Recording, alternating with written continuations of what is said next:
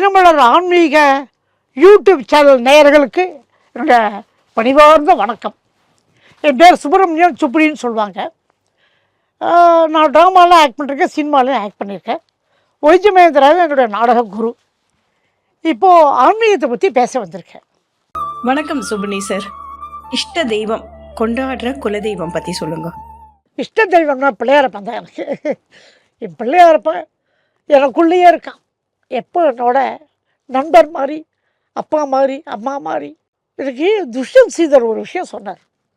எனக்கு ரொம்ப நாளாக அப்படி தான் நினச்சிருந்தேன். பட் அவர் சொல்லும்போது கன்ஃபார்ம் ஆச்சு. ஒருத்தர் கேள்வி கேட்ட ஒரு யூடியூப்பில், இப்போ வைஷ்ணவாலாம் 100 தெய்வத்தை வணங்க மாட்டேங்கிறாள சிவனை, இதை பற்றி என்ன நினைக்கிறேன்னு கேட்டார். அவர் சொன்னார், அது இது சொல்கிறா இல்லைன்னு சொல்லலை, ஆனால் இந்த தெய்வத்தை நிந்தனை பண்ணக்கூடாது, அது ரொம்ப பாப்பம். அவன் ஏன் அப்படி சொன்னான்னா, நீ இந்த தெய்வத்தில் எல்லா தெய்வத்தையும் பாருன்னா அழகாக சொன்ன. உனக்கு என்ன பிடிச்ச தெய்வமோ அந்த தெய்வத்தில் எல்லா தெய்வத்தையும் பாரு. உனக்கு திருப்பதி வெங்கடாஜலபதி பிடிச்சிருந்தா அந்த தெய்வத்தில் சிவனை பாரு, பார்வதி பாரு, முருகனை பாரு, பிள்ளையாரை பாருன்னார். அந்த மாதிரி ஏன்னா ஆஹா இவ்வளோ பெரிய நல்ல வார்த்தை. சரி, என் பிள்ளையாரப்பன் எல்லோரும் பார்க்க ஆரம்பிச்சிட்டான். என் பிள்ளையாரப்பன் தான் என் தாயார், பிள்ளையாரப்பன் தான் சிவன், பிள்ளையாரப்பன் தான் பெருமாள், பிள்ளையாரப்பன் தான் என் முருகன், எல்லாருமே பிள்ளையாரப்பன் தான். ஸோ இப்போ மனசில் இந்த குழப்பமும் இருக்காது இல்லை, எல்லாம் பிள்ளையாரப்பன் தான். குலதெய்வம் திருப்பதி வெங்கடாஜலபதி. ஆரம்பத்தில் சொன்னேன்னா உங்களுக்கு, எங்கள் காலத்தில் எப்போவுமே திருப்பதி வெங்கடாஜலபதி முடி இறக்கி ஒரு வருஷம் குழந்தா பிறந்து ஒரு வருஷத்தில் அங்கே போய் முடி இறப்புக்குவா, காது குத்துவா. அதுதான் எப்போ நடக்கிறது. என் வாழ்க்கையில் 2-3 இன்சிடெண்ட்டு நடந்தது. ஒரு வாட்டி சிங்கப்பூருக்கு ஏதோ ஸ்கிட்டு போட போயிருந்தோம். அப்போது ஏதோ ரிஹர்சல் போது கீழே ஊந்துட்டேன். நான் டேபிள் டாப்போ கீழே அடியோ பின்மண்டல் அடிபட்டுருது. எனக்கு ஒன்றும் மயக்க வரல, ஒன்றும் இல்லை. ஆனால் சம்திங் ராங்னு தெரிஞ்சுது எனக்கு. இப்போது உங்களால் பேசின்னு இருக்கேன்ல, ஒரு செகண்ட் கழிச்சு எதுக்கோ பேசுகிற மாதிரி இருந்தது. இதோட இப்படி ஒரு உணர்வு ஒன்றுமே புரியலையே. ஒவ்வொரு வாட்டியும் இதே மாதிரி ஏதோ ஒரு கனவுலகத்தில் இருக்கிற மாதிரியே இருந்தது. அப்புறம் பாத்ரூம் குளித்தேன். அப்புறம் மகேந்திரா தான் ரூமில் இருந்தார். அவர்கிட்ட சொன்னேன், என்ன மகேந்திரா என்ன இது இப்போ முன்னாடி சொல்கிறியே, எப்படி இப்போ மெட்ராஸ் போக முடியும், ப்ரோக்ராம் இருக்கே அப்படின்னாரு. ஆமாம் சொல்லிட்டு யாரோ எங்களை வெளியில் அழைச்சிட்டு போனார். அப்போ மனசுக்குள்ளே நினச்சிட்டேன், திருப்பதி பெருமாள்கிட்ட துவஜாஸ்தம்பட்ட போகிறது, அங்கேருந்து அங்கப்பிரஷம் பண்ண ஆரம்பிக்கிறது, அப்படியே மனசில் நினச்சிட்டே வந்துட்டே இருந்தேன். அந்த காரை விட்டு கீழே இறங்கி சூரியனை பார்த்தேன், எல்லாம் சரி போச்சு. அந்த டோட்டல் கிளியர் சார் எனக்கு. அப்போ வேண்டிட்டேன், கையில் மோதிரம் போட்டுட்டேன், பெருமாளே இந்த மோதிரத்தை உனக்கு போட்டுடுறேன்னு வேண்டிட்டேன். அதே மாதிரி 100 இன்சிடென்ட், அதே மாதிரி 100 வாட்டியாக வச்சு கீழே பெருமாளை வேண்டிட்டேன், நல்லது நடத்துது. இதெல்லாம் மறக்க முடியாது. நீங்கள் அடிக்கடி உச்சரிக்கிற ஸ்லோகம் என்ன? டெஃபரட்டா அடிக்கடி உச்சரிக்கிற ஸ்லோகம் வக்ரதுண்டம் மகாகாயா சூரியகுடு சப்ரபா நிர்விக்னம் குருமே தேவா சர்வகாரிய சர்வதா சித்தி விநாயகர் சுவாமினே நமக தான் சொல்வேன். மகாகணபதி மாணிக்க விநாயகர் உச்சி பிள்ளையாரப்பன். இந்த மலைக்கோட்டையை என்றைக்குமே மறக்க மாட்டேன் நான். எனக்கு அது பிள்ளையாரப்பன் தான். மலைக்கோட்டையை தான் அடிக்கடி சொல்வேன் நான். உங்களோட ஆன்மீக குரு யார்? எனக்கு ஆன்மீக குருன்னு எனக்கு எங்கள் அப்பா அம்மா தான். ஆனால் எனக்கு பிடிச்ச ஒரு மாபெரும் மகான் அப்படின்னா பரமாச்சாரியால் தான். அவரை மாதிரி ஒரு உண்மையான சன்னியாசி, உண்மையான லோகக்ஷேமத்துக்கோசரம் ஒருத்தர் இருக்காருன்னா அவர் இருந்தார்னா மகாபெரிவா ஒண்டி தான். ஏன் சொல்கிறேன்னா, ஒரு புஸ்தகத்தில் ஒன்று படித்தேன் சார். நான் நேராக அவரை பார்த்ததே இல்லை. ஏன்னா சின்ன வயசில் நான் எங்கேயுமே வெளில போனதில்லை. அவர் ஊருக்கெல்லாம் போயிருக்கேன், நான் காஞ்சிபுரம் போய் அவர் பார்த்ததே இல்லை. நான் இன்னொன்று அவரை பற்றி நிறைய புஸ்தகத்தில் நிறைய படிச்சிருக்கேன். அப்போ என்னுடைய மதிப்பு எங்கேயோ உயர்ந்து போச்சு. ஒரு புஸ்தகத்தில் படித்தேன் சார், ஒரு பரோடாலேருந்து ஒரு பெரிய ஆஃபீஸ் வேலையாக மெட்ராஸ் வந்திருக்கார். 3 நாளுக்கு ஒரு வேலை, 2 நாளில் முடிச்சு விட்டார். 3ஆவது நாள் பிரிவாளை தெரிஞ்சுக்கணும்னு ஆசை கேட்டார். காஞ்சிபுரத்துக்கு போனார். காஞ்சிபுரம் எல்லாம் கலவைக்கு போயிருக்கா அப்படின்னார். சரி, இவர் கலவைக்கு ஓடினார். அங்கேயும் எல்லாம் கடப்பாக்க போயிட்டார் அப்படின்னார். அடித்து பிடிச்ச பஸ்ஸை பிடிச்சி கடப்பாக்க வந்தார். சாயந்தரம் 6 மணிக்கு ஆயிடுச்சு. லேசாக தூரின்ட்டுருக்கு, லேசாக இருட்ட ஆரம்பிச்சிடுச்சு. என்னடா அது இவ்வளோ தூரம் வந்துட்டுமே திருப்பி போய் ஊருக்கு ஏற போயானுமே யோசிக்கும்போது இந்த பஸ் டிரைவர் சொன்னாராம், நீங்கள் ஒன்றும் கவலைப்படாதீங்கோ, நீங்கள் பார்த்துட்டு இங்கேயே வாங்க, நான் திருப்பி இப்படி தான் வருவேன், உங்களை பிக்கப் பண்ண போகிறேன்னு சொன்னாரான் டிரைவர். ரொம்ப சந்தோஷம்னு சொல்லிட்டு அங்கே ஒரு கடை வச்சுருந்தாராம். அவர்கிட்ட போய் இந்த மாதிரி ஒரு அடையாளம் உள்ள ஒரு பெரியவர் இருக்காரா கேட்டாராம். அங்கே பாருங்கோ வெளிச்சமாக இருக்குது, உங்களை வாங்க தான் அங்கே இருப்பாங்க, போய் பாருங்கோன்னாராம். ஓடினாராம்.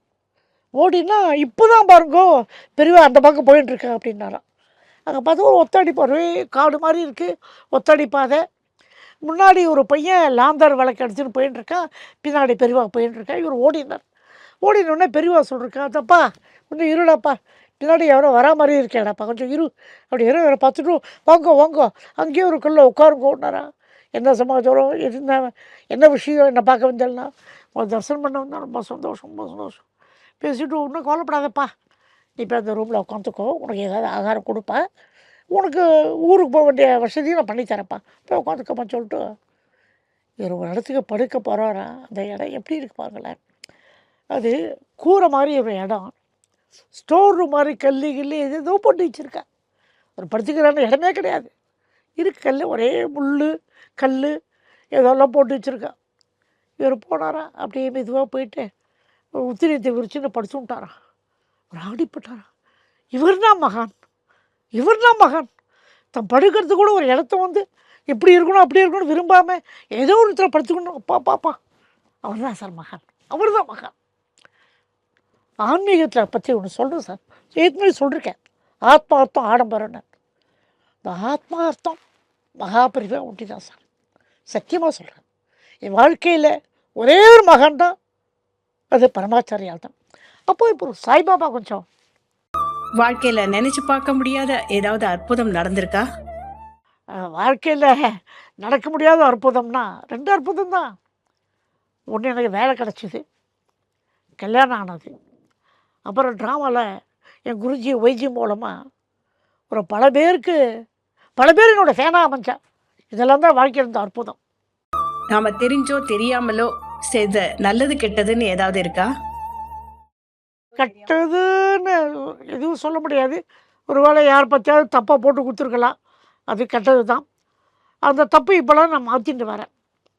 கோவப்பட்டிருக்கேன் சில சமயத்தில், அந்த கோவத்தையே நான் மாற்றிட்டு வரேன். இப்போ எனக்கு கூடாது, கோவம் கூடாது.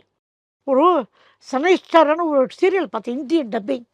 அதில் சனீஸ்வரன் வந்து கோவப்பட வைப்பான். ஏன்னா கோவப்பட அவர் டிஃபீட்டட், கோவப்படாமல் இருந்தால் அவர் தான் வின். அதை தெரிஞ்சுட்டேன் நான். ஸோ கோவப்படக்கூடாது, என்ன நடந்தாலும் கோவப்படக்கூடாது. மற்றவா நம்மளை அவமானப்படுத்தினாலும் நம்ம அவளை அவமானப்படுத்தக்கூடாது அப்படிங்கிற ஒரு எண்ணத்தில் இருக்கேன். கூடி மட்டும் அதை நான் அந்த மாதிரி தான் நடந்துட்டுருக்கேன். எனக்கு தெரிஞ்ச சில நல்லதெல்லாம் பண்ணிருக்கேன்.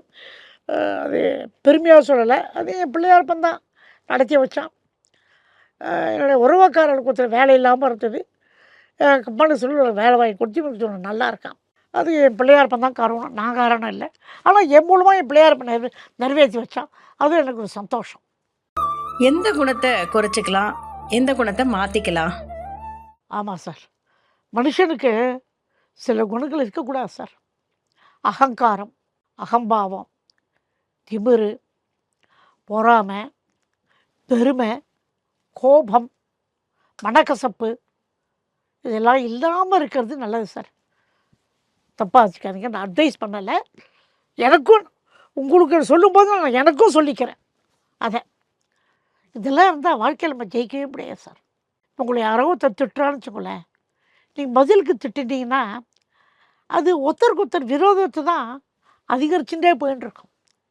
அதே சமயத்தில் அவர் என்ன திட்டினாலும் இங்கே பேசாமல் இருந்து பாருங்க, அவர் அழுத்து போய் சரி போடா அப்படின்ட்டு போயிடுவான். அப்போ உங்களுக்கு விரோதம் ஏற்படாது. அதனால தான் கோபம் கூடாது சார் லைஃப்பில். கோபம் பொல்லாது, எங்கள் லைஃப்பில் நடந்து உண்மை. அது ஏற்கனவே நான் கோவப்பட்டு அதனால் சில பேர் பேசாமல் இருந்திருக்கேன், வருத்தங்கள் ஏற்பட்டிருக்கு, தூக்கம் இல்லாமல் இருக்குது. அதெல்லாம் அவாய்ட் பண்ணு நினச்சி இப்போ அவாய்ட் பண்ணிட்டுருக்கேன். உன்னத்தை என்னதான் சொன்னாலும் என்னை அவமானப்படுத்தினாலும் நீ பேசாமல் இருந்து பிள்ளையாரப்பன் நினச்சிட்டு பகவான் நினச்சிட்டு நீ பார்த்துக்கோடாமான்னு சொன்னால் அவன் பார்த்துப்பான். அவளுக்கு தெரிஞ்சு போயிடும் தான் தப்பு பண்ணிட்டோன்னு. உங்கள்கிட்டயே வந்து சாதாரணமாக பேச ஆரம்பிச்சிடுவான். அவன் மன்னிப்புக்கணும்னு அவசியமே இல்லை. உங்கள்கிட்ட வந்து சாதாரணமாக பேச ஆரம்பித்தாலே அதே பெரிய வெற்றி தான் உங்களுக்கு. இந்த ஜென்மால கிடைச்ச மாதா, பிதா, குரு, தெய்வம் மற்றும் மனைவி பத்தி சொல்லுங்க. மாதா பிதா குரு தெய்வம் தான் சார். எங்கள் அம்மா தான் எனக்கு எல்லாம். பிள்ளையாரப்பன் சொன்னேன் இல்லையா, எங்கள் அம்மா. எங்கள் அம்மாவுக்கு சின்ன வயசுலேருந்தே எனக்கு நாடகத்தில் நடிக்கணும்னு ரொம்ப ஆசை. பாவம், சுப்படி சனிக்கிழமையாச்சோடா சினிமாவுக்கு போயிட்டு வாடா, சிவாஜி கணேசன் படம் போயிட்டு வாடா. அம்மாவுக்கு ரொம்ப பிடிக்கும், சிவாஜி மாதிரி நடிக்கணும்னு ஆசை அம்மாவுக்கு. அடிக்கடி சிவாஜி கணேசன் படம் போவேன், நான் அடிக்கடி போவேன். அம்மாவுக்கு போயிட்டு வந்தியா ரொம்ப சந்தோஷம்பா. அப்புறம் நாடகத்தில் ஆக்ட் பண்ண ஆரம்பித்தோன்னா அம்மாவுக்கு பரம சந்தோஷம். என் குழந்தை ஆக்ட் பண்ணுறாங்க, என் குழந்தை ஆக்ட் பண்ணுறாங்க. எங்கள் அம்மா வந்து என்னை எப்படின்னா இந்த அடகாக்கிற கோழி மாதிரி காத்தா என்னையும் ஒய்ஃபையும். அதனால சில பேருக்கு அந்த வருத்தங்கள் ஏற்பட்டது. ஆனால் எங்கள் அம்மாவுக்கு என் குழந்தை வருத்தப்படக்கூடாது, அவன் கஷ்டப்படக்கூடாதுன்னு சொல்லிட்டு கல்யாணம் பண்ணி வச்சா. கல்யாணம் பண்ணி வச்சுட்டு சில கஷ்டங்கள் வந்த உடனே ஐயோ 2 பேரையும் காப்பாற்றணும், இருக்கிற வரைக்கும் எங்களை அடகாத்துன்னு வந்தான். அதுக்கப்புறம் என் பிள்ளையாரப்பா பார்த்து விட்டான், அவ்வளோதான். எங்கள் அப்பா, எங்கள் அப்பாவுக்கு வந்து பாசம்லாம் நேராக காமிக்க தெரியாது, நான் மனசில் உண்டு. எங்கள் அப்பாட்ட என்ன கற்றுட்டேன்னா வாக்கு. வாக்கு ஒரு வாக்கு கொடுத்துட்டா எங்கள் அப்பா காப்பாற்றுவா, நேரவே மாட்டான். எங்கள் அப்பா வைதீகம். ஒரு இடத்துல சிரார்த்தம் ஒத்துட்டா, திவசம் ஒத்துட்டா. அதே சமயத்தில் ஒரு கல்யாணம் வந்துடுத்து, முதல்ல எது ஒத்துண்டாலோ அதுக்கு தான் போவான். ஒரு அந்த காலத்தில் சிரார்த்தத்துக்கு போனால் 10 ரூபா கொடுப்பான், கல்யாணத்துக்கு போனால் 100 ரூபா கொடுப்பான். எங்கள் அப்பா சிரார்த்தத்துக்கு ஒத்துண்டா. அம்மா சொன்னான், ஏன்னா அங்கே போனால் 100 ரூபா கிடைக்குமே, போயிட்டு வாங்க. அவனை ஏற்கனவே சொல்லிட்டேன், நான் வரேன்னு. நான் என்னை மாற்றிக்க மாட்டேன், எனக்கு வாக்கு தான் முக்கியம், அங்கே தான் போவேன்னு இந்த 10 ரூபா வேணும். ஆனால் இந்த 10 ரூபா தான் இன்றைக்கி எங்களை காப்பாற்றின்னு இருக்கு, அந்த வாக்கு. அதே மாதிரி தான் நானும் இருப்பேன். இன்றைக்கி நான் எங்கள் கம்பெனியில் வந்து 74 ஜாயின் பண்ண மே 2 2017 ஏப்ரல் 28 ரிட்டையர் ஆனேன். ஒரே கம்பெனி தான். அந்த கம்பெனிக்கு என்னால் எவ்வளோ தூரம் சின்சியராக இருக்க முடியுமோ அவ்வளோ சின்சியராக இருந்தேன். அதே மாதிரி என்னோடய ட்ரூப் வைத்தியமந்திர குருஜியோட ட்ரூப் 1972 செப்டம்பரில் 10 யோகம் ஆரம்பித்தேன். கடைசியாக நான் பண்ணது சாரு கேசி. அது வரைக்கும் ஒரே ட்ரூப் தான். ஏன்னா கமிட்மெண்ட். நம்ம பைசா ஓடணுன்னு இன்னொரு ட்ரூப்புக்கோ இன்னொரு இதுக்கோ அக்செப்ட் பண்ணிட்டோம்னா எப்படி? அதே மாதிரி சினிமா வந்தால் கூட நான் அவாய்ட் பண்ணிடுவேன். இப்போ எங்கள் பிள்ளை இனாகுரேஷன் வருது, ஒரு சினிமா கூப்பிட்டான்னா மன்னிச்சுக்கோ சார் நான் வரல. உண்மையிலேயே நடந்தது சார். லஞ்சாப கேசன்னு ஒரு பிளே இனாகுரேட் பண்ணோம் 1984. அப்போ நல்ல தம்பின்னு ஒரு படம் எடுத்தார். எஸ்பிபி விழா பறிச்சா 4-5 வாட்டி ஃபோன் பண்ணி சுப்னியே வா வான்னார். மன்னிச்சுங்க சார் நான் வரல சார், ஆஃபீஸ் இருக்குது சார், இனாகுரேஷன் இருக்குது, வரல சார்னு சொல்லிட்டேன். ஏன்னா எங்கள் அப்பாவோட கமிட்மெண்ட் என் கூட வந்தது. குருன்னா என்னுடைய நான் ஆஃபீஸ்க்கு குருன்னா மிஸ்டர் வெங்கட்ராமன், அப்புறம் அவரோட ஸ்ரீகாந்த், கேவி ராமச்சந்திரன், அவெல்லாம் ரிலேஷன்களுக்கு. அப்புறம் என் மேடம் சௌமித்ரின், இவங்கெல்லாம் ஆஃபீஸில் போய் இஷ்டத்துக்கு 2 மாதம் 3 மாதம் லீவ் போட முடியுமா? இவெல்லாம் அலோ பண்ண சார். ஒரு வாட்டி ஆஃபீஸில் இருக்கும்போது சாந்தோமில் ஆஃபீஸ் எனக்கு ஆல் இண்டியாவுடைய எதிர்க்க. அப்போ பார்வதி ராமநாதன் வந்து ஆஃபீஸுக்கு வந்து சுப்னி ஒரு சின்ன நாடகம் இருக்குது, நீங்கள் வந்து பண்ணி கொடுங்களேன் அப்படின்னாங்க. இருங்க உனக்கு கேட்டு சொல்கிறேன். என்ன எங்கள் அக்கௌண்டன்ட் கேட்டேன், அதெல்லாம் போகக்கூடாது போயிட்டார்.